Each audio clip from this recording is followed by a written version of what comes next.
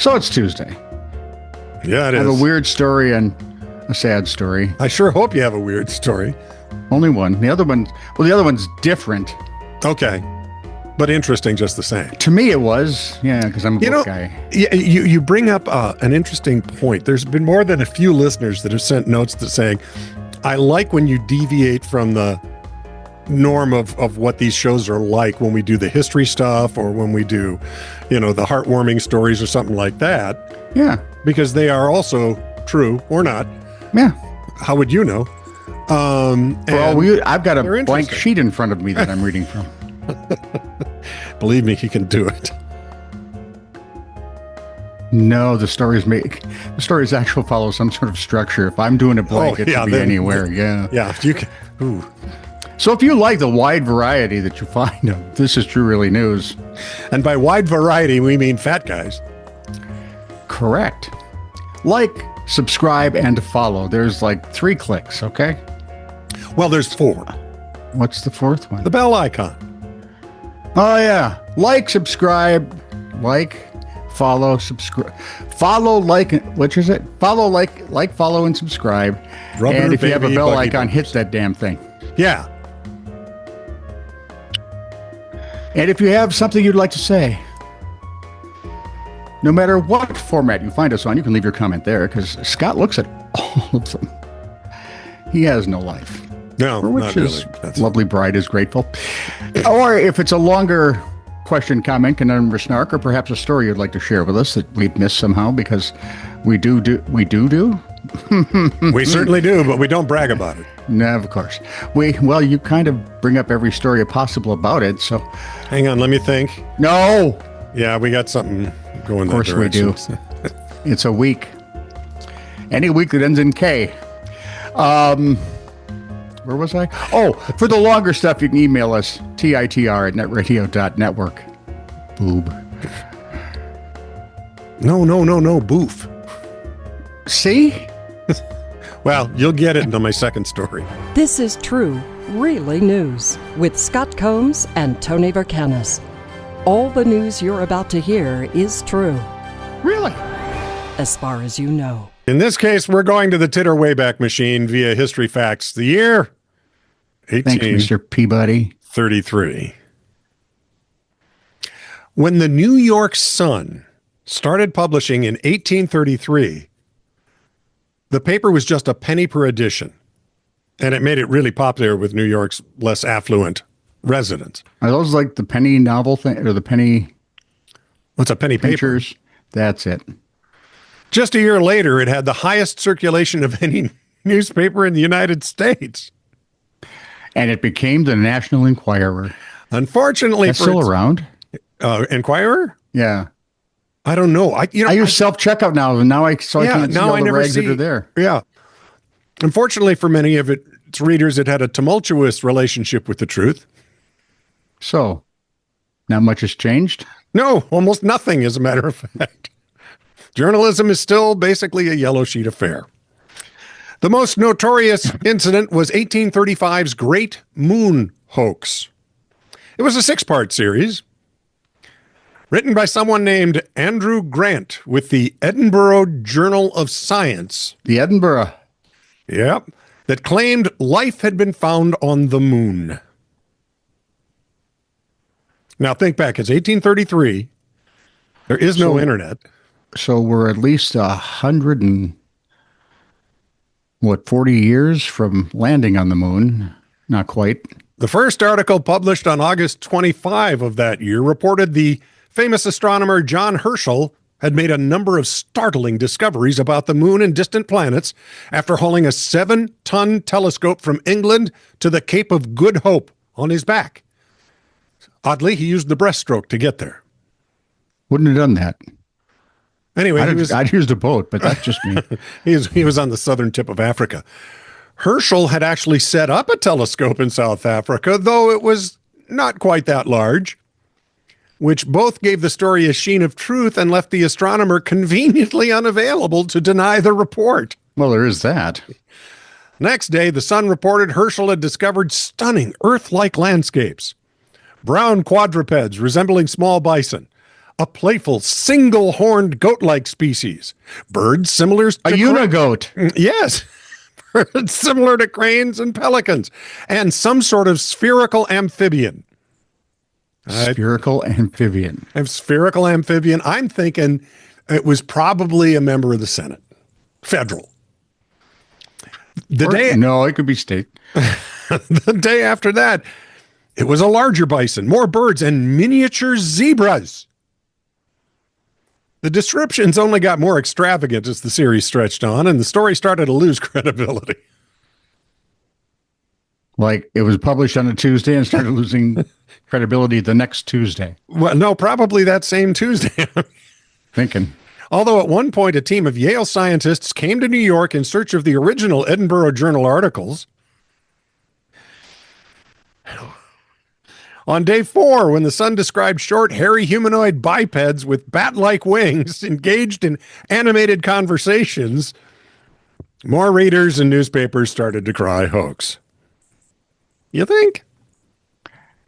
You know, it's like Democrats in power.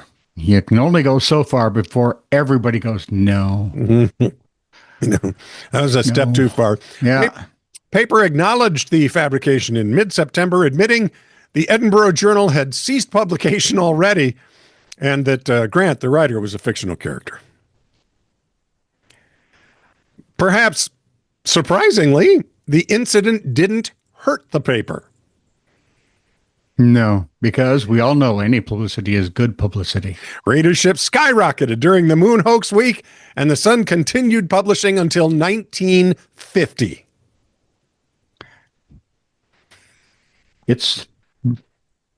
There is no hope for us with that NBC thing. There is just no hope for us. ABC will be here forever. So will CBS, and oh, God forbid, any of them for that matter. CNN. Well, I'm still hoping CNN just implodes at some point. And, what's the other one that I like to ridicule? MSNBC? Well, the mess NBC is something, but no, it's... My favorite now is Fox. MSDNC. Right. Pretty much. They're just an arm of the Democrats. Sure. Yep. Okay. Your turn. Boy, from that, I have to go to something serious about the written word. It's in Pannonhalma, Hungary, where tens of thousands of century-old books are being pulled from the shelves of a medieval abbey. Not censorship. It's an effort to save them from a beetle infestation that could wipe out centuries' worth of history. John, George, Ringo, which one? All of them. Oh, my. 2 are dead. That's pretty good. Well, Beetles. What is it, Arch Abbey or Ark Abbey? Because it's Archangel, but Arc de Triomphe. But it's the Golden Arches. So see, because the Golden Arches would sound stupid. Yes. Anyway, the Ark Abbey, we'll call it Ark Abbey. Okay, fine. In Pannonhalma is 1,000 years old. It's a Benedictine monastery. Hey, I grew up in a Benedictine parish. Nice. It is one of Hungary's oldest centers of learning and a UNESCO. Now the story gets weird. It's a UNESCO World Heritage Site, which generally for me is worthy of roundly ridiculing. Every now and again, even a blind pig finds something. ACLU, take note. Restoration workers, speaking of blind pigs, restoration workers are removing about 100,000 hand-bound books. Oh, I don't care if I couldn't read a word. I just want to hold them from their shelves and carefully placing them in crates. It is the start of a disinfection process that aims to kill the tiny beetles, so they're all Ringo. The drugstore beetle, also known as the bread beetle. I was hoping to go all the way back to last Saturday for the butt beetle. And then you can get butt drugs. Is off. These beetles, who shall remain nameless, is often found among dried foodstuffs like grains, flour, and spices. But, and you knew there had to be one, they're also attracted to the gelatin and starch-based adhesives found in of course they are. Yep. They've been found in a section of the library that houses about a quarter of the Abbey's 400,000 volumes. Oh, my goodness. That must be loud. According to some guy whose name I can't even pronounce, could be a girl, who knows? It's an advanced insect infestation which has been detected in several parts of the library, so the entire collection is classified as infected. Sir? What's an advanced insect? No. It's an advanced insect infestation. The insects aren't advanced. They just, oh, look, this could be food. I misundertook the forsooth of that. Okay. As he or she says, we've never encountered such a degree of infection before? Well, if it's infested. Wouldn't it be an infestation? Well, who knows? Yeah, well, probably. Well, they don't speak English. The beetle invasion was first detected during a routine library cleaning. There's a gig I don't want, and I love books. Employees, I hate when I have to dust mine. And then I usually have two more in my to-be-read file. Yeah, I let Audible dust mine. Employees noticed unusual layers of dust on the shelves. And small echoes of "She loves you," and I want to hold your hand. And then saw that holes had been burrowed into some of the book spines. That's not a good way to read a book. No. Upon opening the volumes, burrow holes could be seen in the paper where the beetles chew through. Okay, that's it. That's... Little varmint's gots to go. They've just gone too far. We need Yosemite Sam. He never gets the rabbit. Oh, that's right. He tries to marry the rich chick in the one cartoon. Doesn't get her either. You know, I'd forgotten about that. Yeah, but yeah, you're right. The Abbey was founded in 996, which would be 4 years before the Kingdom of Hungary was actually established. Wow. It sits on a hill they were in prescient, northwestern apparently. Hungary. Northwestern. Sure. Okay. The Abbey houses the country's oldest collection of books, as well as many of its earliest and most important written records. They have a street right by it. It's the Abbey Road, thus tightening its grip on the Beatles, right? For comedic Yes. usage. Absolutely. And Paul's still barefoot. Well, do you suppose they knew that if he did, that when he did that, it was going to cause a whole uproar worldwide? No, but, take it for Pete's sake. Because, publicity is bad publicity. And then, of course, they released the album, and it wasn't long after that they disbanded, right? No, it wasn't long after that. Well, the oldest and rare, they also killed Badfinger, which was a shame. They had potential. I met one of the guys from Badfinger. That is years ago. That is a whole weird collection between being the first band the Beatles signed to promote. Yeah. And then go away. Two of them lived here in Minneapolis. They also had a manager that ripped them off for tons of money. Two of the guys committed suicide later. It's just a sad story, but we still have, I remember finding out about you. Or if you're, what's that TV show about all the drugs where he gets killed with the machine guns at the end? Come and meet my little friend? The dad from Malcolm in the Middle. Oh, that one. Hard times, hard luck. Whose line is it anyway?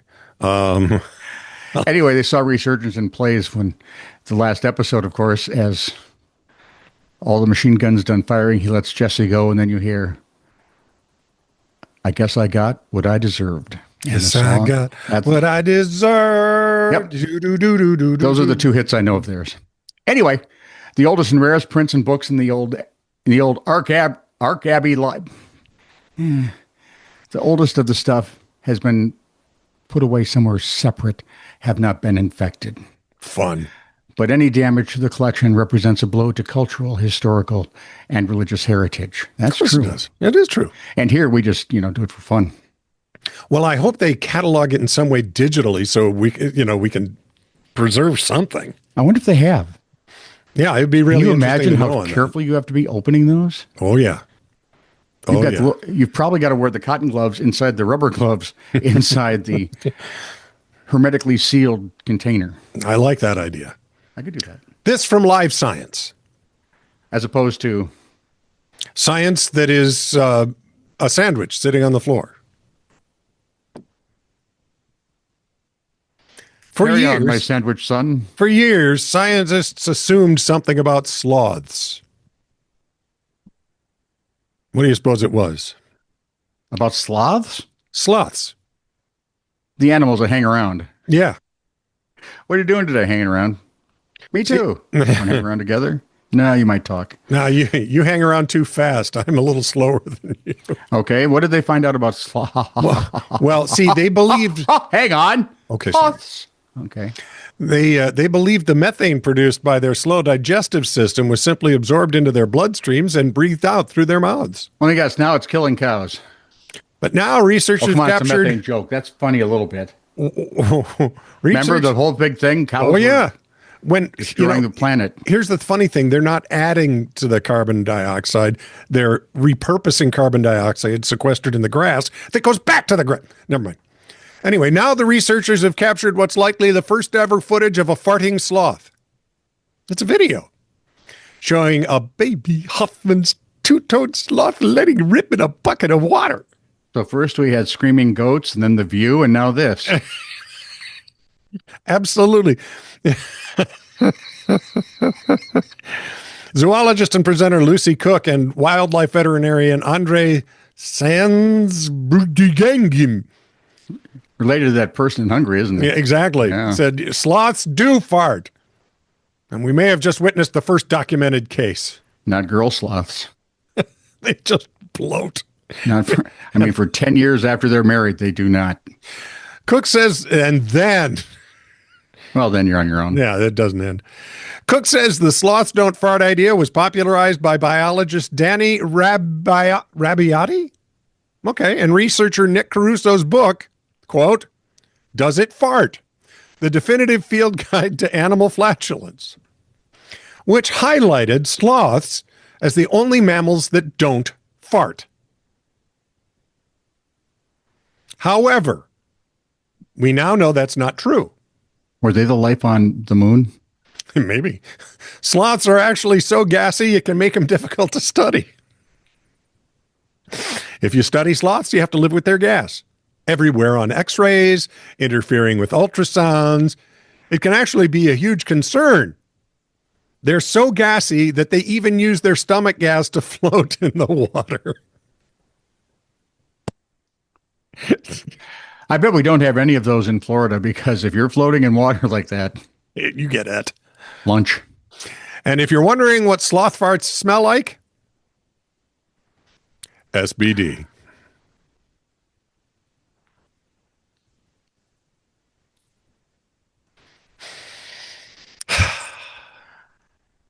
And now for some knowledge.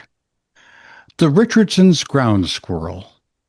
It weighs less than a pound. It's about a foot long and is native to the northern plains.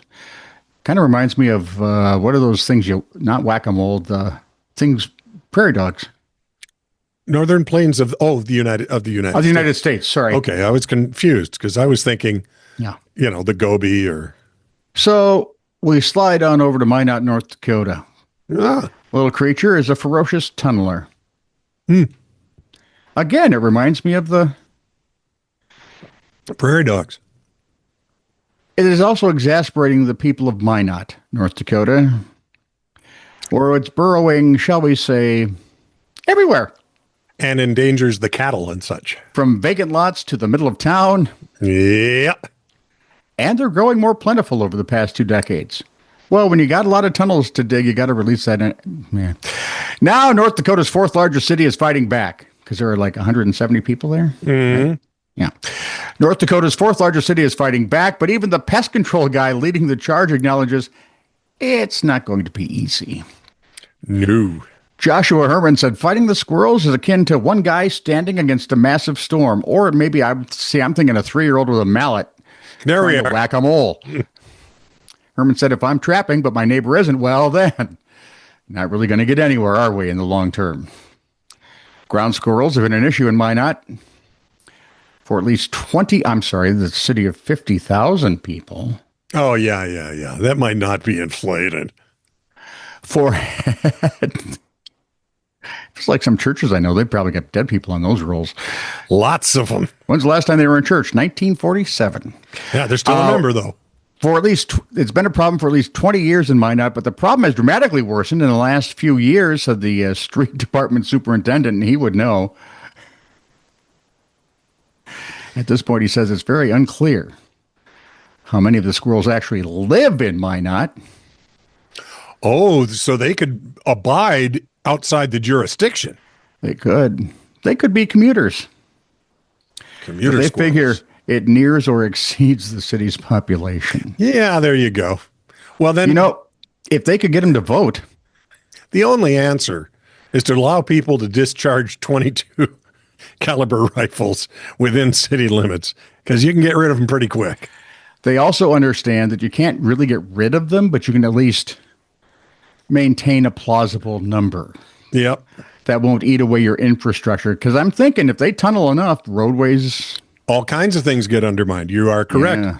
That's why there are farmers who will pay people to come out onto their farms and ranches and stuff and shoot the prairie dogs. I like it. Minot won't be able to rid itself entirely of the squirrels because the animals have lived on the prairie for centuries. Yeah, they learned how to dodge. Well, they tunnel. Oh, that's it. Outside of town, predators like the coyote, the badger, the owl, and even the snakes love to dine on the ground squirrel, the Richardson ground squirrel. Oh, that's right. But in residential neighborhoods and even downtown, where few of their predators live, the rodents roam pretty freely. Might I suggest everyone buy a Malamute or two? There you go. Put them in your front and backyards. Let those rascals pop their heads up, see how they do. Not good. A very playful dog that they think looks hangry is going to come and visit them. And they will run. There is a problem. Which is? My Malamute, when he found something that went underground, liked to dig. Actually, my Malamute, when he saw ground, liked to dig. His doghouse used to be virtually underground. They said they probably moved into town because they just don't have the grasslands they used to. Yep. And they like the mode spots that they find in town. Mm-hmm. If you're wondering, they can procreate quickly. Because females give birth to litters of about 6 babies a year. Oh, boy. 6 times 50,000. That's like 58. Or more. Herman said he kills between 3,500 and 5,000 of them every year. Wow. And they're still losing. Somewhere deep in one of those tunnels, there's those ground squirrels, got a little helmet over here, map up here. And they got entire Netflix specials talking about it. When they have a Netflix special hosted by a ground squirrel, you'll know it's over. Hard Knocks goes to Minot. This is true, really news. Send email to TITR@netradio.network.